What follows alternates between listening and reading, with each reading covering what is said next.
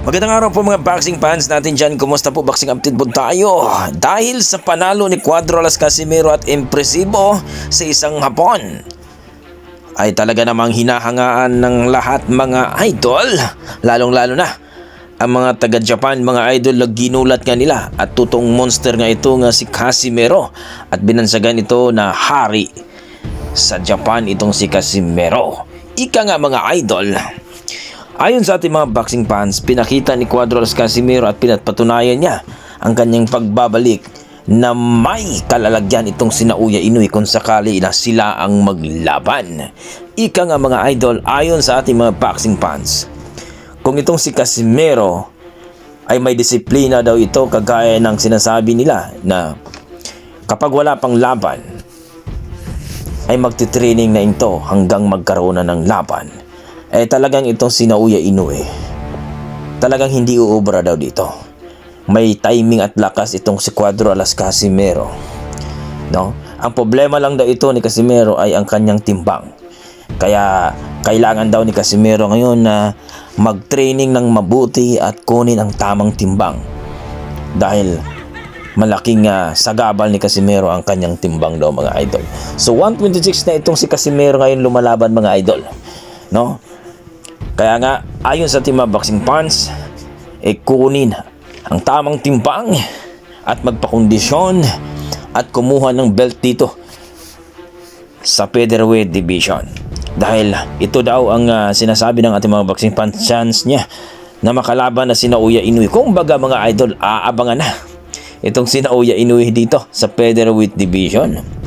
Pero ayon sa ating boxing fans mga idol, lalong-lalo na yung mga fans ni Casimero, talagang naniniwala sila na kung itong si Casimero at Naoya Inoue, basta makipagsabayan lang daw itong si Naoya Inoue kay Casimero, sigurado daw talaga nagagapang daw ito sa luna mga idol at mapapahiya daw ito na hindi totoong monster ito. Ayon kay Casimero nga mga idol, na hindi naman daw talaga sa totoong monster o malakas, dahil namimili lang naman ito ng kalaban. So etong si Casimero mga idol, gaya ng sinabi natin, nag-angas man ito pero may ibubuga at napatunayan niya. Kumbaga mga idol, pinagapang niya ang kanyang kalaban. So sa kabilang banda mga idol, eto na nga mga idol, no, pag-usapan natin itong ating 2 times world challenger na si Vincent Acero Astrolabio mga idol, na kung saan ay nagtatrabaho na lang sa isang restaurant sa USA mga idol. Ayon dito kay Vincent Astrolabio, kumbaga mga idol, nagpapahiwatig siya na parang na-stress siya, no? Nagkakaroon ng pagsubok sa buhay. Kumbaga mga idol, sa isang boksingero kasi, dalawa lang kasi talagang achievement mo dyan eh. Una, yung makuha mo ang pagiging world champion. Pangalawa, yung kagaya ka ni Manny Pacquiao, Donaire at Casimero, na sa pagboboxing ay umangat talaga. Kumbaga, guminhawa talaga ang buhay. Dahil minsan lang ang pagboboxing mga idol, kung hindi ka talaga makakuha niyan, kumbaga di ka makukuha ng malaking laban, ay wala ka talaga. Kagaya dito ni Vincent Acero Astrolabio, 2 beses na ito tumangka na magkakaroon ng world title. Una si Jason Moloney sa WBC sa bantamweight division. Pangalawa sa bantamweight division pa rin mga idol, WBC pa rin. Dito kay Junto Nakatani, pero talo pa rin siya. Nung nakarang last laban niya mga idol ng kanyang coach na si Jack Tipora, ay gumapang din siya mga idol. So kumbaga, talo siya.